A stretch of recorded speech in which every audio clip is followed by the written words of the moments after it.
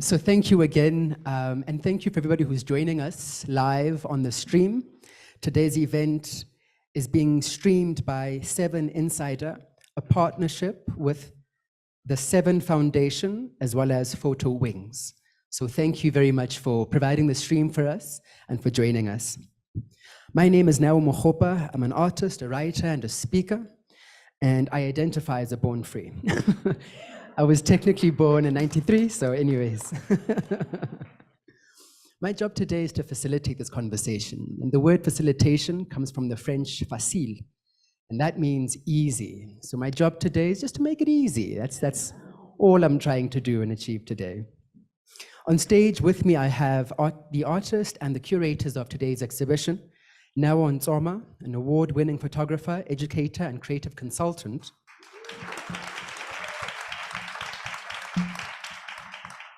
Azu Nwagbogu, internationally acclaimed curator interested in decolonization, restitution, and reparations.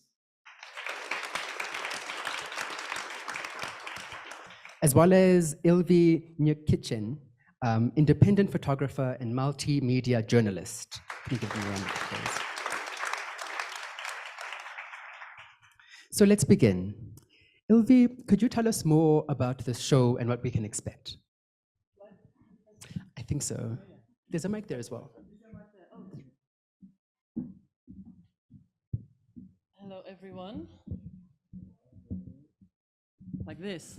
Does that sound okay, or is it off? It's okay. I'm gonna do this from a piece of paper, if you don't mind,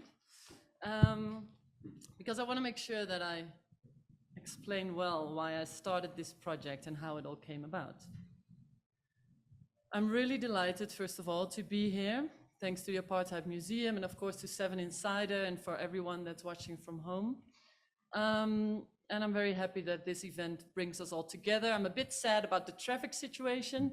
I have been getting a lot of messages from people who are running a bit late, but we'll see them come in. In the last 18 years, I've worked as a photojournalist and documentary maker for international media all around the world. And from those 18 years, I spent 17 years working on stories about the born frees. I used to live in South Africa, in Johannesburg, and that's when I started 17 years ago. This journey, oh, can we turn the lights off? Thank you. This journey became a book, 2 documentaries, publications around the world, and luckily also in South Africa, and a traveling exhibition, which now is presented right here. The stories started dialogues, and I really hope that today this panel discussion will create a dialogue too. We discussed to turn this light off. Should I, or are we good? You can see it, right? We're all good, okay. The born frees are now young adults for whom racial segregation on paper, but it's been mentioned before, is a thing of the past. But many of the effects of the structural segregation that were implemented during apartheid still persist today. There are 2 main reasons why I started photographing the born free generation. The first is that in 2007, I got the opportunity to do a photography internship at the Star newspaper right here in Johannesburg. That's actually where I met Neo. Every assignment I went on for the Star newspaper had young people at the forefront everywhere. At demonstrations, celebrations, at protests, the youth was always there. And this struck my attention, and I realized I wanted to start photographing them. The second reason I started focusing on the born frees is very personal, and before we start the panel, I would like to share this with you. I am actually of Chinese descent, which you won't be able to tell, I guess. Very tall as well. My grandfather was Chinese, born in Indonesia around the year 1900, during Dutch colonial rule. And racism was rife against the Chinese. They were seen as second-class citizens by the Dutch East India Company. They were always seen as the other. Assimilation was encouraged by the Dutch rulers, and my family felt blending in was crucial. They even changed their name to make it look less Chinese. They made it one word, even though Njiokiktjien was 3 separate names, Njiokiktjien, which makes it sound a lot more Chinese, I guess. My Chinese grandfather, here in the middle, at the age of 10, was sent to the Netherlands with his siblings, without their parents, on a boat for 3 months, to live with an unknown host family in an unknown country. He never saw his mother again. She died after 20 years and they never reconnected. They were, when they arrived in the Netherlands, one of the first immigrant families in their region, where they were again the other. My grandfather's mantra from that moment on was blending in, trying harder, not ever speaking about his past or his identity again. That's me and my granddad and grandma. The silence surrounding their experiences with racism and war echoes through the generations, leaving wounds that persist even in my 3rd generation experience. And I don't even understand how. This history, though complex, has left me puzzled about the lasting impact of intergenerational trauma. This backstory, this history, became one of the driving forces behind all my work, not just Born Free. It has always pulled me towards stories about belonging, racism, and equity, and identity, because it takes a while to understand where you came from if no one ever spoke about it. It also became the starting point of the Born Free stories. How do you photograph the transition from apartheid to a multiracial democracy seen through the eyes of the youth? I wanted to make sure to reflect all the different voices from different socioeconomic and cultural backgrounds throughout the country. Over the years, I researched the youth, their history, and the policies of the government intensively. It was the first project I did that actually became a collaboration between myself and the protagonist, because I asked them, in which ways have you been photographed already? What are the stereotypes? And how can I try to steer away from that? And they were my biggest advisors. The Born Frees allowed me in on this very intimate, on very intimate, funny moments, on important steps in their lives, but also on other things like the unfairness of not being able to find a job. Many of the Born Frees are here now. So please, in the end, we'll get you all up on stage, but I'm very happy you're all here. I'm very honored. One of them actually flew in, so it's really amazing to see you all here. And in the end, we'll make sure also when the others are arriving to be here on stage together. 2 of them, Nina and Zinhle, will perform their beautiful music for you after the panel. I really want to thank the Apartheid Museum, Emilia Potenza, and everyone involved here for hosting this exhibition, the Dutch Embassy and Canon for making it all possible, and of course also the Nelson Mandela Foundation, where it will move to next. And of course to Neo and Azu, who really worked hard on curating this show. But above all, I want to thank the Born Frees, because over the course of nearly 2 decades, you guys let me in and get so super close with my camera. It would not have been possible without that. Thank you.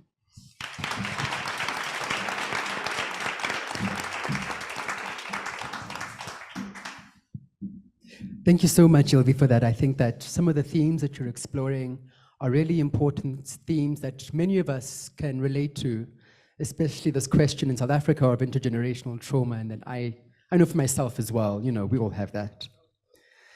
Now, As a curator, what were some of your intentions going into the project? Thank you for that question. Good afternoon, everybody, and thank you for coming to support my friend here, Ilvy, who I've known since 2007. We worked together at the Star. Having studied and also being close to Ilvy, it made me realize that she was really passionate about my country and I really wanted to support her. How I came about now like executing the project was to be very fair in my selection of the images and also to look at what needs to be highlighted and celebrated. We were presented with an archive, that was built over a period of 17 years. And to find the key images to present to this exhibition was not an easy process. We've had sleepless nights. We've had, we had meetings at like 2 o'clock in the morning at some point, just trying to make sense of the collection. But it was easy, and it was an enormous responsibility on my part as a practicing photographer, as a curator, as well as a South African, because the focus is going to be on me. How well can you tell your own story, through Elvis' lens? So when I first looked at the work, the first thing that came to mind was, what is it that we are celebrating as a nation? What has been the milestones? Let's forget about the negative things that happen. We have experienced challenges, a lot of challenges that I have to be very fair in even, like sharing that. So I listed themes that speak to the journey in the 30 years. And one of those themes was unity. Unity comes, was like very key to build a nation. Nelson Mandela wanted us to unite as a country. And it's through that unity that it has actually influenced others that are not in South Africa to draw something from it. So the listing of the themes was really encouraged by Nelson Mandela, is like his aspirations. This is the generation that he really, really wanted to see change through, and the generation that he didn't wish them to have any reference of apartheid. Everything was done so meticulously by the team. I wasn't just the only one that was in that process. Ilvy was key into that because she's the one who had an intimate relationship with the protagonist. I wasn't in a position to speak on their behalf, as I am not a born free. However, my experiences growing up in South Africa has shaped how I look at things, because the born frees, I've had the privilege to witness their birth. I've had the privilege to witness their growth. How they responded to change. It's more of a personal, of my personal opinion. It could not be their opinion, because hence I say, like, this story is bigger than us that are sitting here, excluding my colleague here. He's born free. I cannot be an advocate for his troubles, his challenges, but I can also be a part of the growth, the development, the support that he requires from my generation. International, like the intergenerational dialogue, it's key in these processes. Hence, we are here now, and I would have loved to see more of that generation here. I don't see a lot of them, but this is their story, and I really want them to, I would wish for them to lead the conversations. Thank you.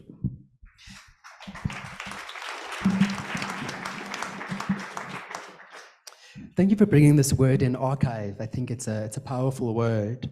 And I think it really kind of speaks to the kinds of memory work that, especially the foundation is doing with Rizia. But moreover, also for honoring, I think there's a way that we've come to understand human beings as being capable of archive themselves. And in this work, there's a powerful way that you're honoring human archives as well. And I think that's really special. Coming to you, Azu, why is this show important? Well, thank you. It's a great question. The conversation that we've had leading up to this exhibition really dealt with a lot of ethical issues that are important in telling stories, right? And the curator and as someone who is interested in images, you talk about the word archive. The archive is something I feel that is alive, right? That is organic and living. And there's the historical archive that we have to navigate, and there's the living archive that we make. And Ilvy over the last 2 decades, nearly 2 decades, has produced this living archive. And for me, it was important to think about what the utopia that we're all aspiring to looks like, right? And if we're trying to create a better world, what does that vision future look like? When you have an artist who's worked for about 20 years, developing, patiently telling a very important story. And very significantly, it's not a personal story, it's a collaborative, it's not a voyeuristic story, it's not the problem that we, in my work as a curator, have always fought against, this sort of external piloting gaze that exoticizes the other. This is a really powerful collaboration between a storyteller and not even the subjects, but the collaborators who are part of this narrative. So I think it's important for me. It was important for me as well because, I don't know, 10 years ago, 8 years ago, something like that, Nyada put me to mentor her as a curator in a curatorial journey. And so this just all came full circle in a way. So this idea of me supporting this project from this sort of more broader historical perspective became quite necessary and quite easy to do. Thank you. I think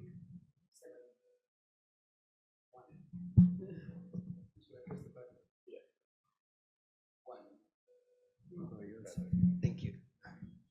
Thank you. I think that you also brought in an interesting word, utopia. And what's interesting about that for me has often been there's an argument that says that the word utopia could be spelled with an E at the front, which really points it to being the place that does not exist, you know? And it kind of really speaks to the South African Constitution, where Justice Pius Langa once said that the South African Constitution is a bridge towards. It's an ongoing bridge towards, in a similar way, a utopia. And I think that's a powerful reflection, and thank you. Coming back to you, Ilvy, so in your work, working with people who were born free over these years, what has been your reflection about young people or born frees and their relationship to Nelson Mandela? I actually think I actually think that throughout the years, I've seen it change a bit. I would say when I started photographing in 2007, I think the young people that I was photographing were really looking up to Mandela in a way that he was almost, well, he's an icon, and that's also the way they viewed him.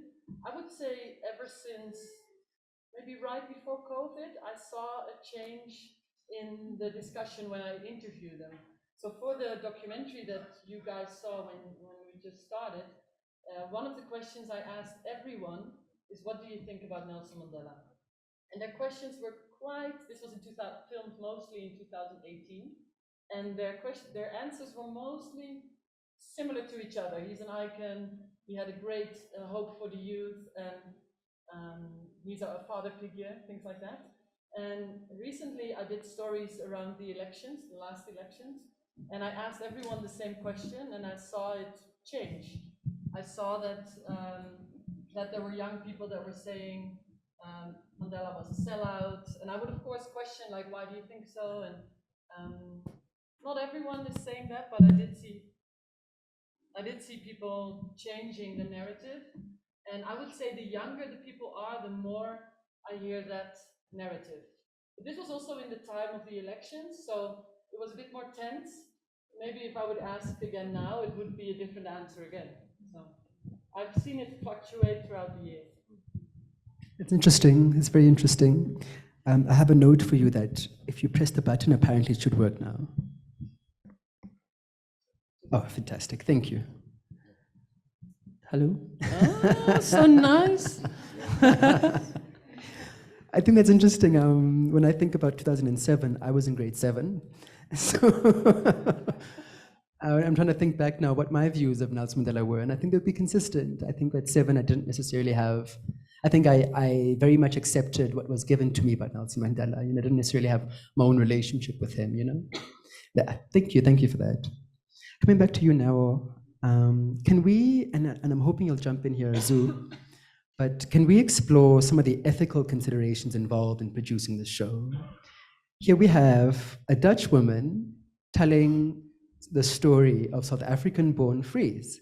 How do we make sense of that? As a Dutch woman, I wouldn't even say, Ilvy has lived in South Africa. I mean, for somebody who with an in-depth understanding of South Africa, for me, it was no-brainer for me to be involved in this project, right?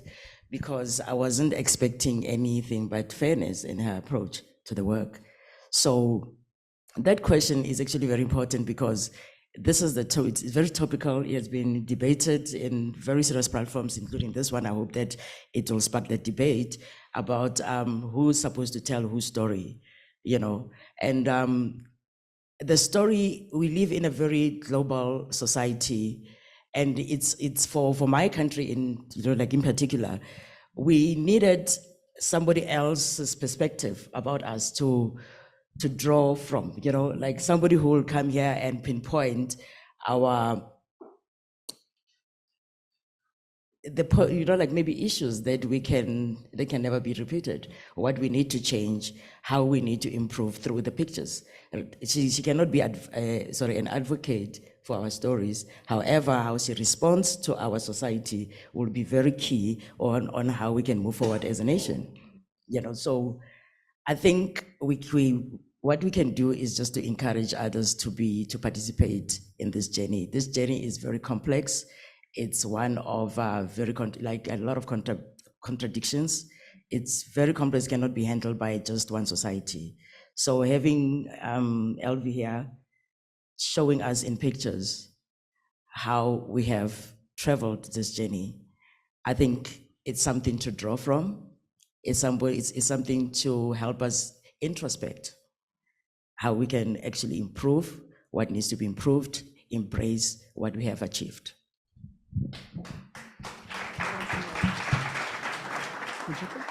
Sure.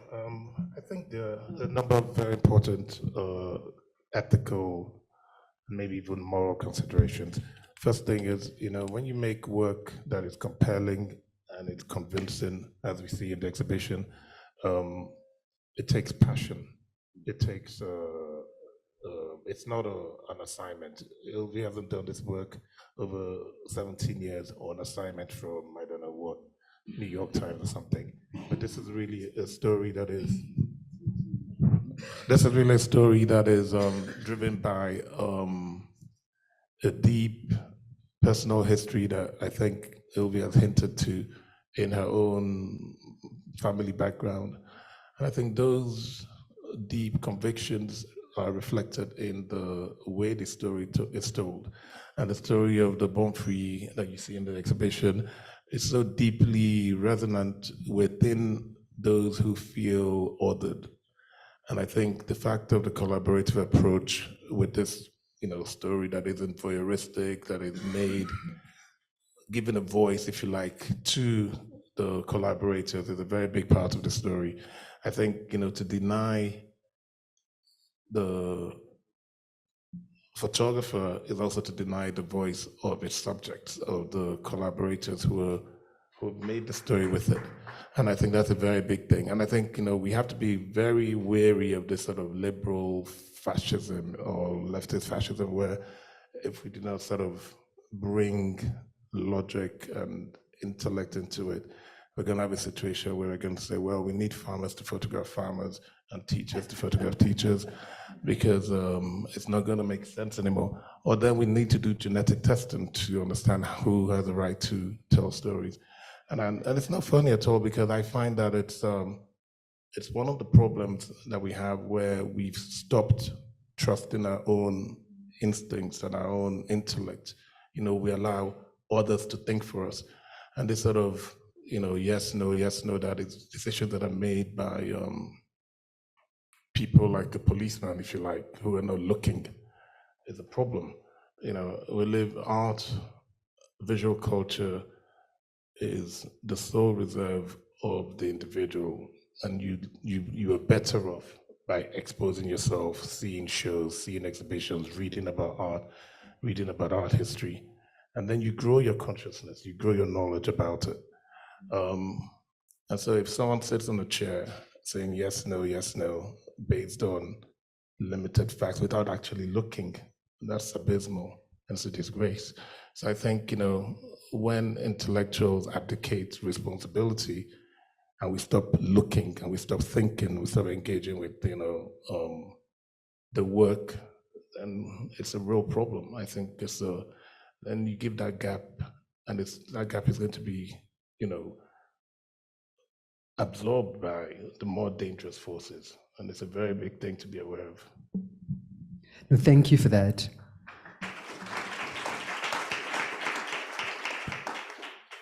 It makes me think about watching soccer and like a soccer pitch, and how people in the stands are always shouting, "Yeah, well, no, you're stupid, do that," you know what I mean?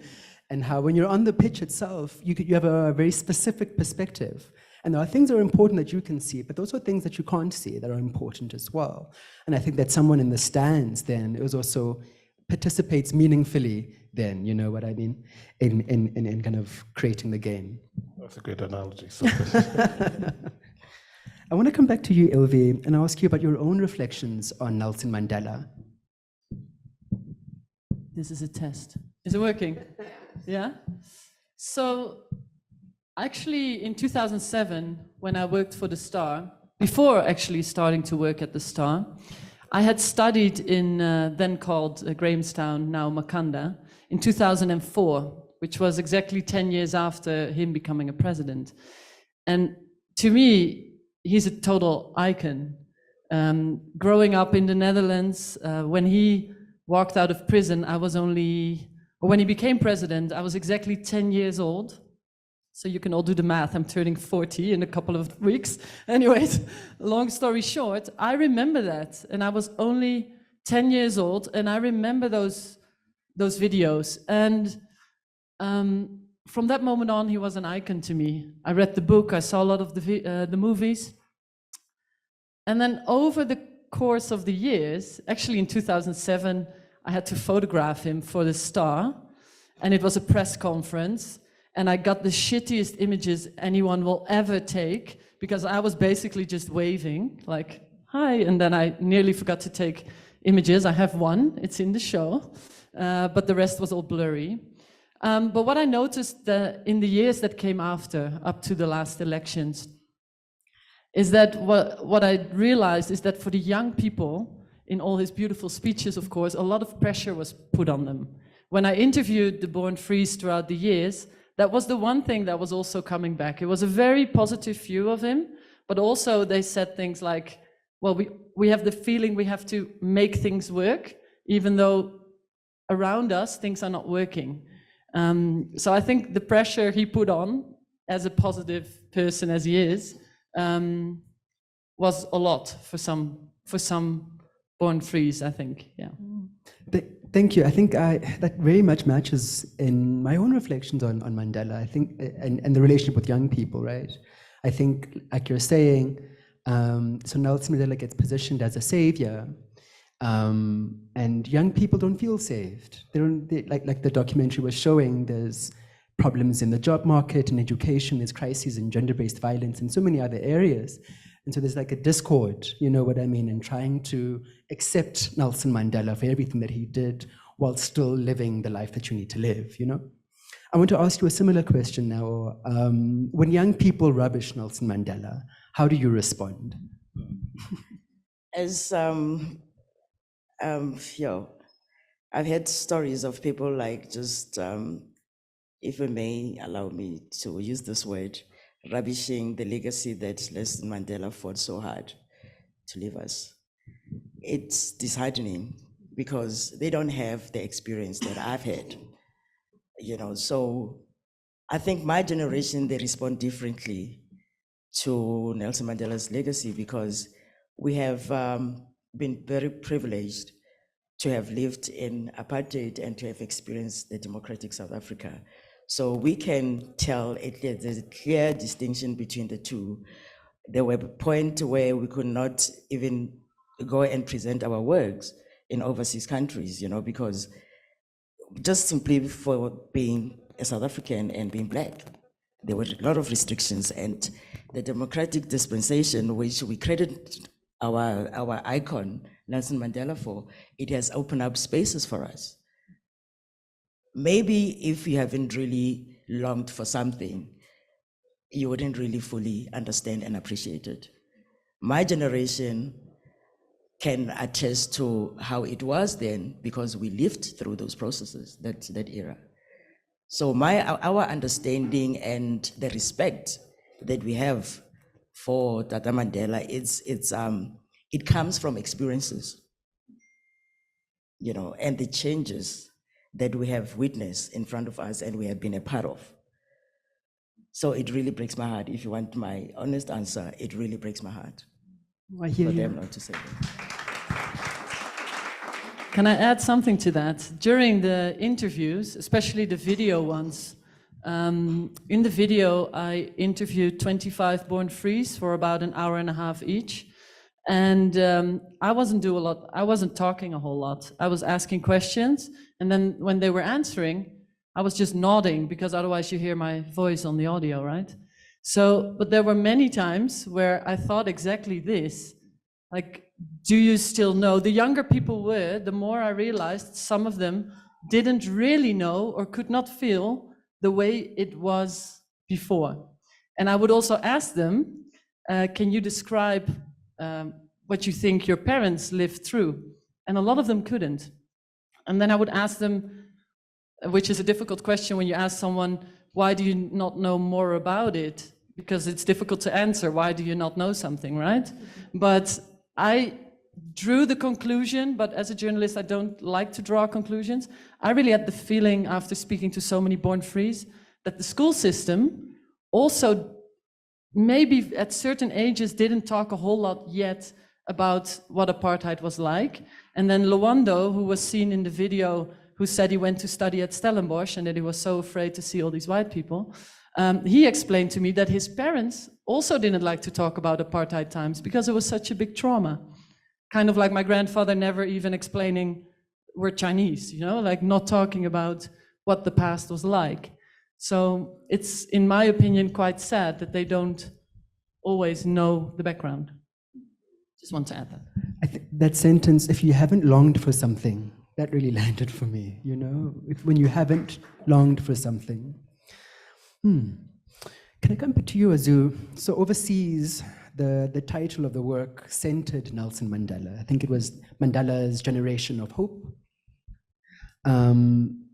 So I guess my question is about Mandela's reception overseas, but I want to kind of really make it a bit sharper by saying, so how is Mandela as a social and a political resource understood overseas? Oh, that's, you know, growing up in Lagos, Nigeria, and we had a very strong consciousness about the situation in South Africa. Nigeria would receive students from South Africa. Every Nigerian musician had a free Mandela song. It was, you had to have one, you know. If not, we were, you know, it was something of national pride, if you like. Everyone took it very personally, the situation in Southern Africa at the time. And so, yeah, I feel much like everyone in my generation if I hear any sort of slight disrespect to the genius of creating this end and this transition. You know, what a lot of people do not understand, and young people need to understand, is that the journey and the process is ongoing, you know? And if you use the analogy of the Old Testament, the Bible, you have Moses never went into Canaan, right?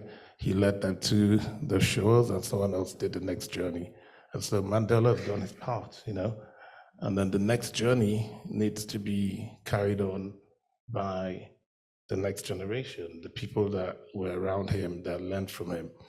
And obviously there'll be a lot of, you know, stumbles along the way, but that's part of the democratic process, learning and unlearning and shaping and carving and sculpting and evolving this, you know, this journey. But we have to be careful again of creating demagogues. You know, the cult of personality is such a problem with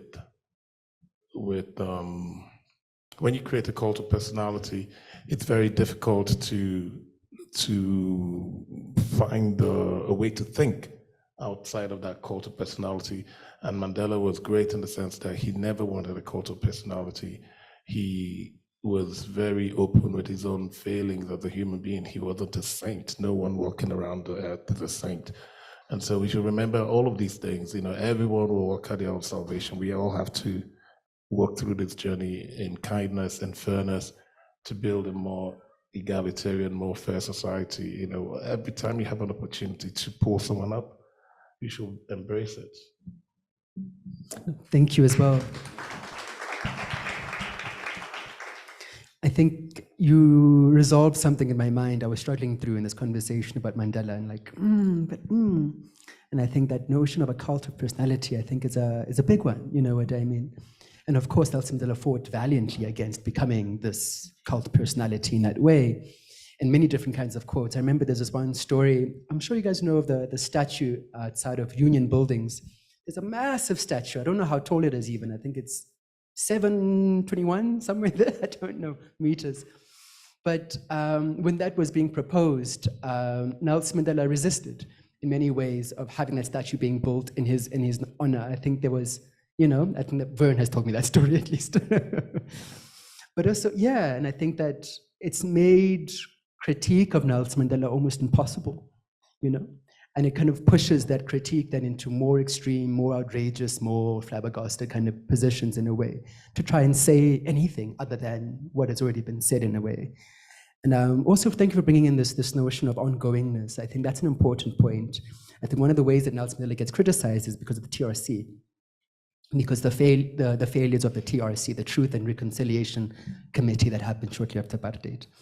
And what's clear about that is also that it was never intended to end where it ended.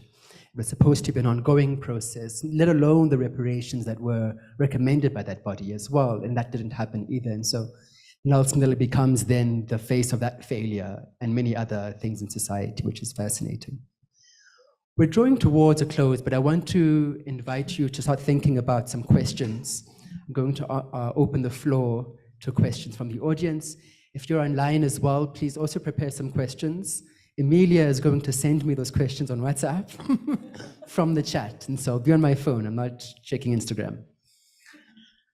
But maybe in closing, Ilvy, what do you hope people leave this work with? I hope with a hopeful view, with a view that it is an ongoing process. I really love that. Actually, it was Wilmarie, one of the Born Frees, who said it in the video as well. We're on our way. I don't know exactly the wording you used, but I've seen the video so many times, I don't remember now, sorry. But yeah, it's an ongoing process, and I really hope that my images reflect that. I tried to really make a balance between uplifting stories and also some really sad stories. But I hope overall you can see it's a young democracy on the way to being one of hopefully the best countries in the world. In my opinion, it already is, but there's a lot of struggle, but I hope that the hope part is what you see in the show, and that's what people will take home. Thank you. Now, same question. What do you hope people take away from this work? I think I share the same sentiments with Ilvy. Even before we had deeper discussions around the work. Does it work? It does sound better. Even before we had deeper, discussions around the work, it was clear that hope was driving the narrative. And hence I started by saying that all I had to do as a curator was just to be fair to the generation and fair to Ilvy and share and be fair to my people. And also just to look at what needs to be highlighted and what needs to be downplayed. And there was really nothing that needed to be downplayed. The only thing that we needed to encourage was the hope that we're still holding on to. We were raised to have hope. We do not, like where we are now, it was never achieved in one day. A lot of people perished in the process. People were murdered in the process. People were incarcerated in the process. But their families, they had hope. That's the only thing that kept us together. And I hope that with the body of work that is on display, it carries that. It helps us to still believe that a lot can still be achieved and the generation can find peace within themselves and start interrogating themselves even to see how they can contribute to the society to going forward. Thank you. Azu? Well, what to add? I think they've said it all, but I'd just like to also echo that the beauty of the exhibition is that it's in conversation with the permanent collection, right? And so in a sense, it is my hope that people who come to see the exhibition feel a sense of agency, a sense that you can contribute to history by the little acts that we do every day. You know, when you have images, it's an artifact of our time. It's a little time capsule that gives us a clue as to how we lived through, say, 20 years ago, 15 years ago, 10 years ago. And so that feeling when you walk through a room, I always like that feeling of getting the sense that we're part of something bigger. So yeah, I hope, in addition to hope, I hope that people feel a sense of agency, that you can contribute to shaping and making a better country and a better world. Yeah.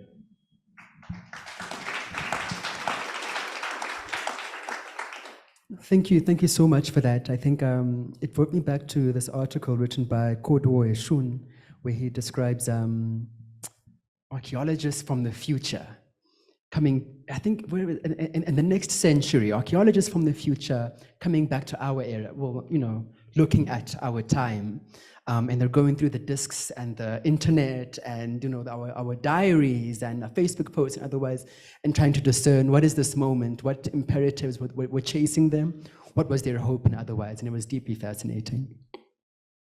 But now we're coming to the Q&A. And so if you'd like to ask a question, I'm encouraging you, please do, and do raise your hand. I think it might be best if we take questions 3 at a time. We do also have a hard stop at 4 o'clock. So I might have to pull us back a little bit. So we have our first question here, and maybe you can kick us off. Thank you. I'm fascinated by this question of hope in opposition to, I think, what we all feel is this rise of cynicism and polarization in the world.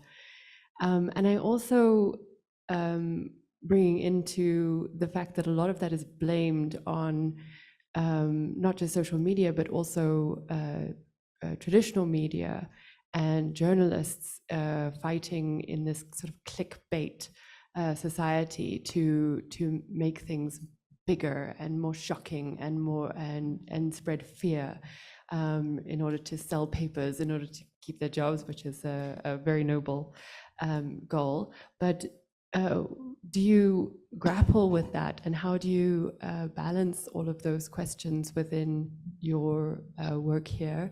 So I guess the question is really, where do you see the role of journalists, photojournalists, and artists within this space, you know, as part of the problem and as part of the remedy? That is such a great question. We're going to extend the panel by 2 hours. This is a whole conversation on its own. I must say, to be honest, so I've been in the photojournalism industry for 18 years. And I would say in the first 15 out of those 18, I was always defending the media because I love my job. I truly believe that when I work, I try to be honest. I try to picture what I see. But I'm also now definitely seeing the other side, where it's become so important for newspapers and for media around the world to have people clicking on the stories. And even though the stories sometimes, or mostly, will be a balanced view, or they will try to be as balanced as possible, then the headline is going to be so bad. You click on it and you think, what? So I'm in a stage now where I'm quite disappointed. I know the story was about hope, but so the question was about hope. I just, personally, as a photojournalist, I try to really also focus on stories that are solutions driven. I think that is also definitely a theme and a way of storytelling that's growing. A lot of people, I'm sure many of you are tired and sick of only seeing the negative news being spotlighted, even though there is so much else going on as well in the world. So I guess that's my answer. And I've lost the balance a bit into, I'm trying to see again where I fit in. I work for all, or not all, but a lot of major international media.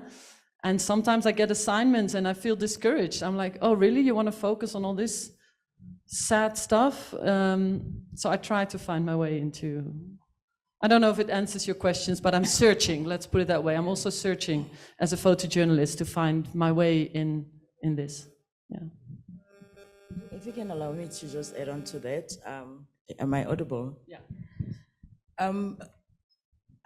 Everything starts with an intention, in my opinion. And I think, as we all know, that photography can be both objective and subjective. It all depends on who's behind the camera in my practice as a photojournalist, how you respond, what is that you're trying to highlight.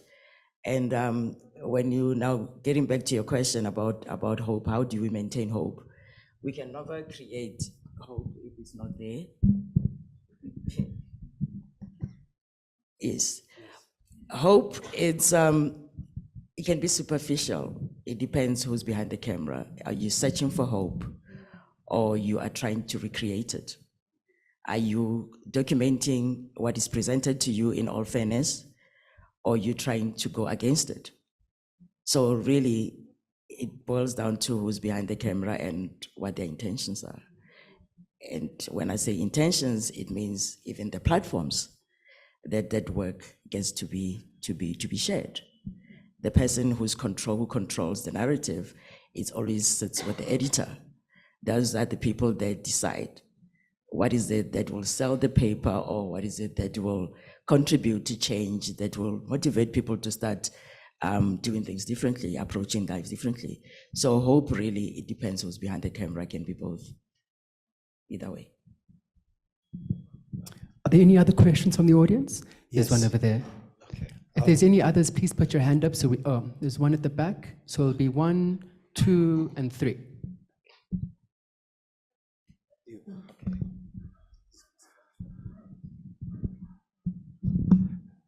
Hello. Hello to everybody that's in the building. So my name is Innocent Moreku. I was part of the documentary there. I think you guys saw me, I was in red hair. Yeah. It's a switch up now. Look at me now. So yeah, I met Ilvy in 2018, right? I was still young, still energetic, had the business mentality, confident, everything was there, right? Because I had believed that 9 to 5 pay your bills, but your dreams make you rich. And as I grew older and I started to speak more to Ilvy, I started becoming a public speaker, a trauma-informed coach, and it's been an amazing journey. However, as a young person in South Africa, we've been going through the most. There's a lot of heartbreak, there's a lot of trials and tribulations, right? And especially I can see a lot of young people in the building as well. So the documentary on its own, I definitely understand that a lot of us don't understand the ideology that Mandela had, right?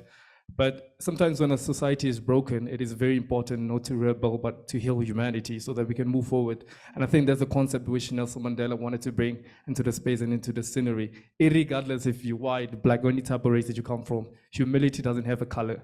So meeting Ilvy has been so amazing, and I had to talk, Ilvy, because you know. But I'll ask you a very subjective question, because as civil people, we always try to help everybody else. And sometimes we forget to help ourselves. So I'll ask you this question, is that through the process of the documentary and us shooting it, what have you personally learned, especially going to different environments, the rich, the poor? What have you learned personally about yourself, and how has this documentary changed you as a person? Thank you, Innocent. Yeah, that's a very... Before your answer, Thanks so much, Innocent. That's beautiful. just before your answer, Oh, sorry. I'd love to take the last 2 questions and then we can have answers, if that's okay. Oh, yeah. So we take the question and then... Yeah, Okay. and then we can do a nice wrap. I think the next person was at the back there, but we can go there first, it's fine. Hi everyone. My name is Sipo Luis. I was one of the people who were documented. So I wanted to add something on what Elvis said. She said something about Mandela selling us as a country. You know, a lot of young people, they believe that Mandela sold us as a country. I was also one of the people who believed that, yeah, Mandela sold us as a country, you know, and my perspective changed when LV came and documented us. I saw a lot of things Mandela, you know, tried to do for us as a country. You know, like his mission and vision for South Africa, for us to unite, you know, regardless of your skin, regardless of how you look, regardless of your flaws. I wanted to understand, why would LV move from Netherlands to South Africa and to document us about us being free, you know, and it's something that came to me that a lot of young people are lost on what Mandela did. You know, a lot of people who are saying Mandela sold us as a country, they don't get to research what Mandela wanted to do for us and what he did actually. Yeah, I just wanted to add on top of that. Thank Thank you. you. And then our final question over there, please.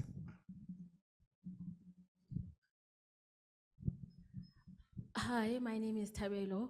I'm a journalist, so I'll try and be positive with my question. Firstly, I would like to ask about that image on the screen, and like as a cover. For me, like it says a lot of things, especially where we are in the country and the conversations that we're having. And I just want to find out from you, like the intention of making that particular image. What was the decision or what was the thought process behind it? And secondly, are they still together? I'm sorry, just. Thank you. I'm a journalist. Can I add one thing? Tabella's being very modest, but she helped me like so much on the last story I worked on in Nelson Mandela Bay Municipality. She was with me the whole time, day and night, and she did an amazing job. Just want to say that. Thank you. Oh, my memory is not so good. Oh. Oh, we were depending on my memory, okay. Let me think. I'll start from Tabella's question. Actually, the book that I made has this as a cover on it, one of the covers, because I couldn't pick. I regret it now a little bit, the decision. There are 4 different covers that all together, I feel, tell the story of South Africa. The only reason I regret it is that most people want this cover, so I now ran out and I have a few other books left. That's one reason, and it's also been interesting because I received a lot of questions about why would you make a book with 4 different covers?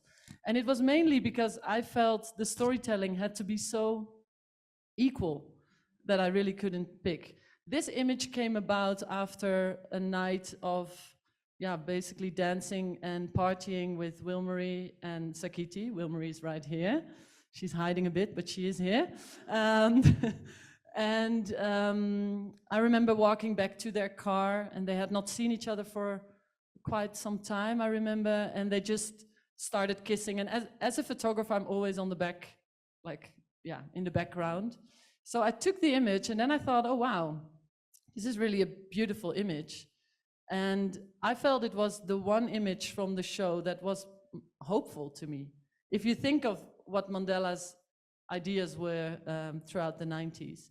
So I felt this image was really an image that sparked the story or the feeling that I wanted to convey about hopefulness and about a country moving forward, I would say. About your last question, can I share? They broke up. They were together for many years, and they broke up, which I am. I want to say I'm pretty sure it's not about. It's not a cultural thing, but they broke up. And when people ask me internationally, I always tell them they're still together. But I can't now because she's right here with us. But it's less hopeful when I tell them that they broke up. Okay. And now I have to backtrack my mind. So the other question, part of it at least was... Sue, do you want to add something? Ah, okay. What I learned on the job. Thank you. Yeah, sorry, my memory. I loved what you said, Innocent. What I learned on the job mainly is that there are so many stories to tell in this country. It's never ending. And people are so welcoming. I've had the question many times, oh, does everyone just let you into their homes, into their bedrooms, into their lives, into their cars, into their... Yes, they do all the time. It's amazing. So many of you opened up. That made me emotional when I just said it. It does now again, because how amazing is it that you were all like, yeah, come see what I do, even if it's not something happy, and that really amazed me. So what I learned personally is to also be more open. I actually learned so much in 17 years of opening up more to the people around me even. So I think personally, this project gave me so much growth, and it's really because of all of you. Thank you.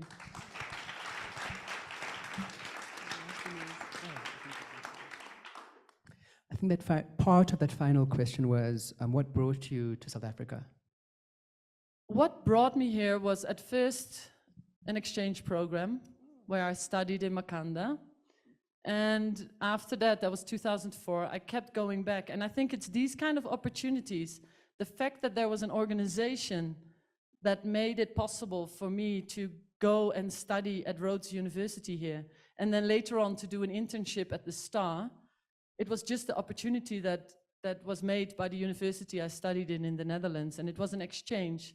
So it went, it went on for a couple of years, and many of the people that actually were on that exchange several are still in South Africa and worked here for a long time, or they go back and forth. So, and I just kept coming back, I guess. Yeah. So that's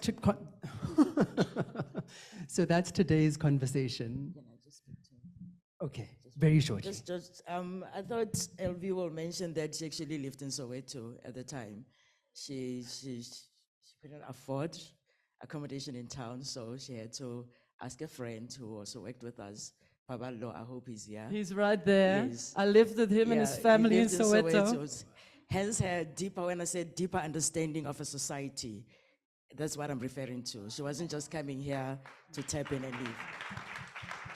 Thanks, Pabalo and family. Thank you. I think that was important. Thank you. Thanks, Neo. No, thank you as well. Thank you to everybody who has been with us through this conversation in person and online. I hope I've done my job to make this conversation easy. Yes. Thank you. And with that, I'm going to hand over to our MC. Thank you. Thank you, Kneo. Thank you, Azu. Thank you, Neo. Thank you, Ilvy. Thank you very much. Wow, that was amazing. Thank you. And thank you all for your patience and your questions and how sensitive you've been as we've been preview to this conversation. Thank you very much. So now I think we need some sort of healing music after this conversation. So now I would like to invite Nina Anderson and Zintle Mfaba, who are two members of the National Youth Orchestra, to give us a musical item. Thank you very much. Thank you.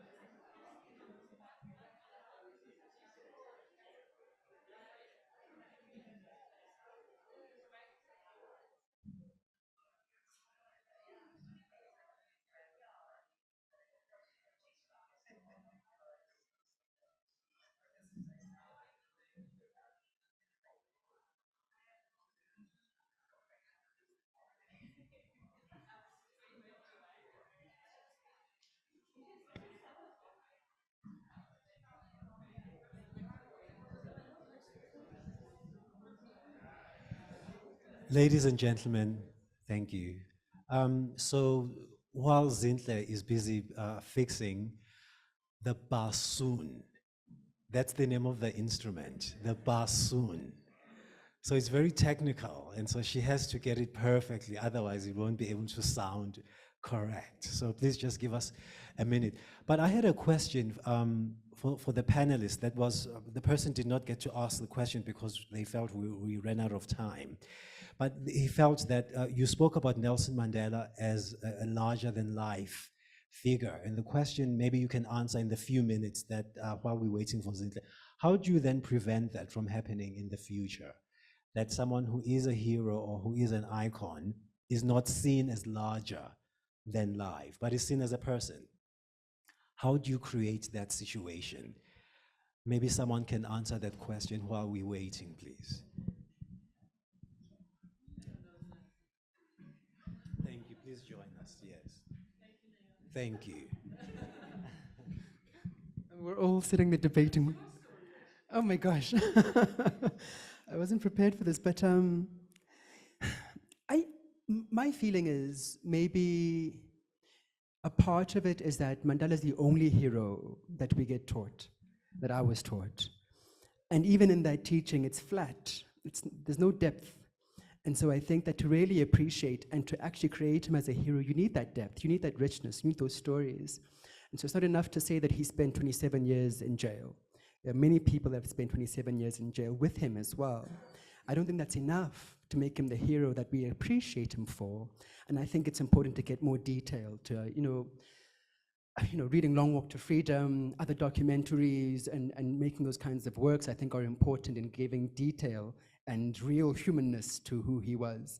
Because when you don't have a richer, fuller story of a person, when you only have the thin, oh, he was great and he spent 27 years in prison, well, then it's easy to say, well, really, you know what I mean? But it's also then easy to kind of just, oh, that's the only thing I know, I'm going to glorify him for the rest of my life in that kind of way. So I think it's important to have space for critique, but what's the word? Learned critique, earned critique, which is to say that you actually are saying something meaningful and not just rubbishing for the sake of rubbishing, that you're saying something that kind of brings South Africa closer to its calling and its purpose in the Constitution. I think that's a part of it. And I think that allowing for conversations is also important. I think that let young people be young. Let young people be young. Let young people have a whole tantrum at Nelson Mandela, because if he's our father figure, you know what I mean, then let us own that relationship. And those views will develop over time. They'll grow over time. Mine certainly have. Mine have definitely grown and matured as I've gotten older. And so I think it's a lot of that. I think it's give a rich story, a richer story than what we have so far. Tell us about other heroes that he served with, that he learned from, humanize him. And also give space for genuine critique and let young people be young people.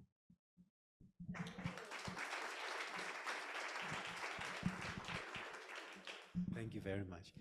That was a very great answer, very clear answer. But then it leads to more questions as to, no, really, as to, do we minimize maybe some of the grandeur? And then how do we do it? So what other heroes maybe do we highlight? Because he seems to be the face that many people see. So maybe give us an example. What other names or what other stories, or how should we do it? Maybe that's a follow-up question that maybe Neo can answer.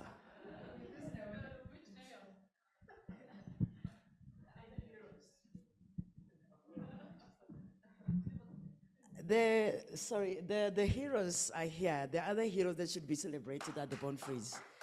Those are the heroes that we are really looking for now for a new perspective, and they need our support. So this are the generation they're supposed to lead, to be leading us so that they can live their own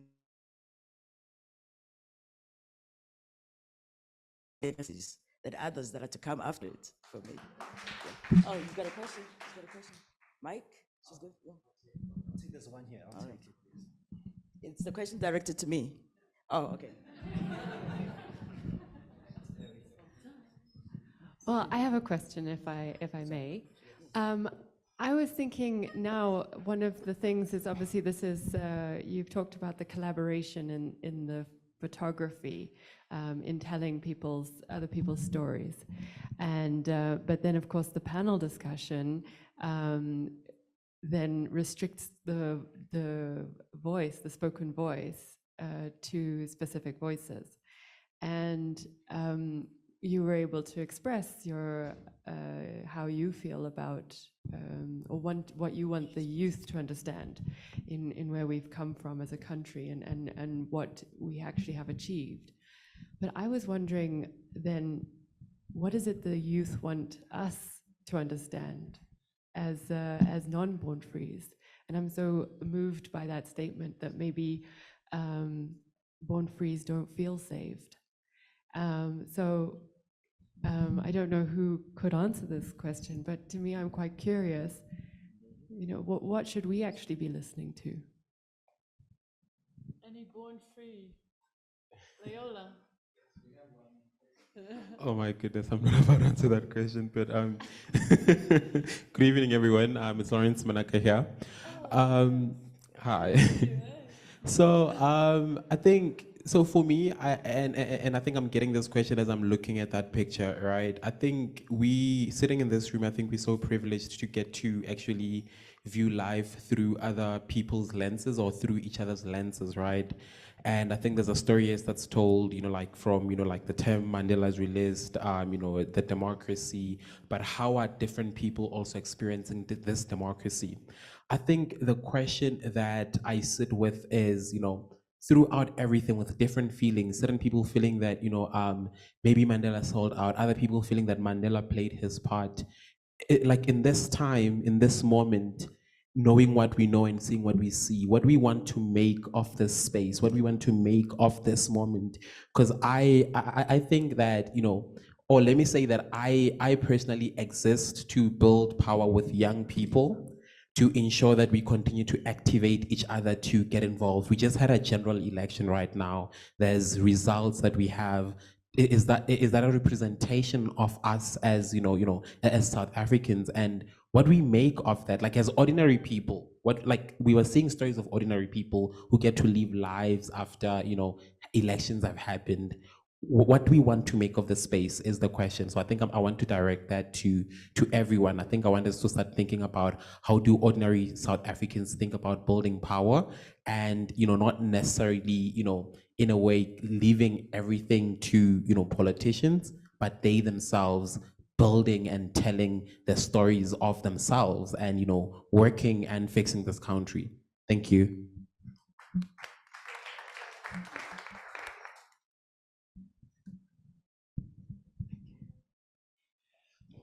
All right. Thank you very much, everybody. So now, unfortunately, Zinhle will not be able to play because her instrument is unfortunately broken. I'm sorry, but Nina Anderson will play on her own. So Nina Anderson.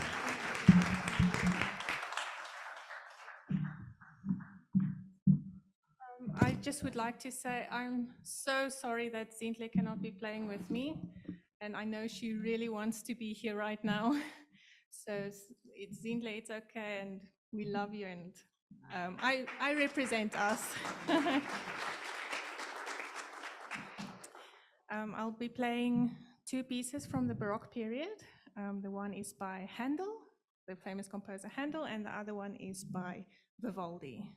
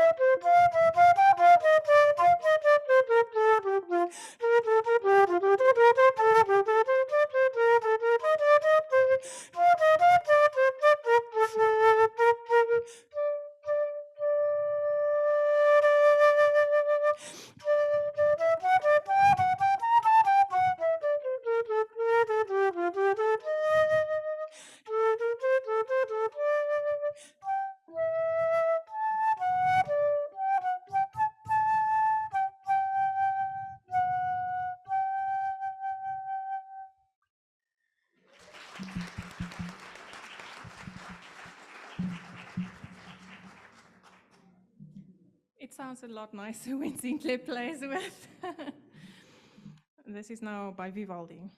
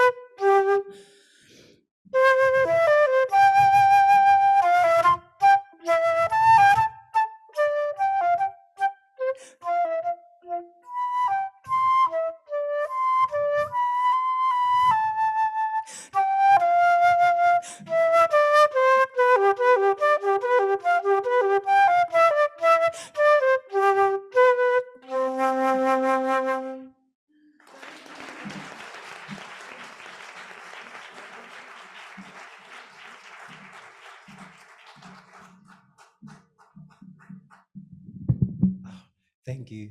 Thank you, Nina. And Zintle, thank you. It happens. Thank you. Thank you, Your Excellency, for joining us. Thank you very much. Emilia, thank you. Thank you very much. Thank you, Razia. Thank you very much. Ilvy, of course. Thank you. Thank you, Neo. Thank you. Thank you very much. Thank you. Thank you, Azu. Thank you. And Neo. I can't see him now. Oh, thank you. Thank you, Neo. Thank you. Would you like to say? Yes. Could I invite all the Born Frees, please, on stage? Yes. Could I on stage? Yeah, I would love a picture. Yes, absolutely. Thank you. And I do have to say thank you to everyone as they are making their way on stage. I do have to say thank you to everyone for taking the time to be here today. Thank you very much. After the picture, I will invite you to please step outside and please explore the exhibition in the round room. As you explore the exhibition, you'll also be delighted by the musical item from the Soweto Family Choir after the picture has been taken. Thank you very much.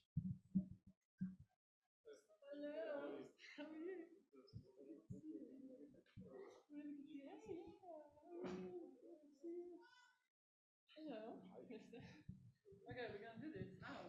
Oh yeah, oh, he's not there. You have to go backwards. On stage, yes. On.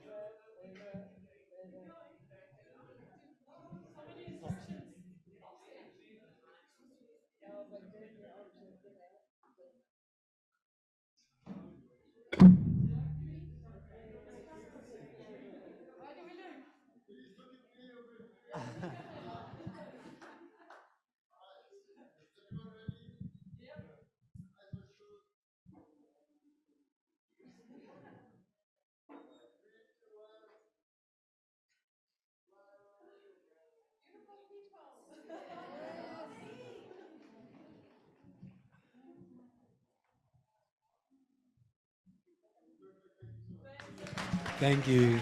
Thank you. Thank you. Yes, please join us outside, please, to explore the exhibition and to listen to the Soweto Family Choir, and also to enjoy the refreshments, please. Please enjoy the refreshments. Thank you very much. Thank you. Thank you. Thank you.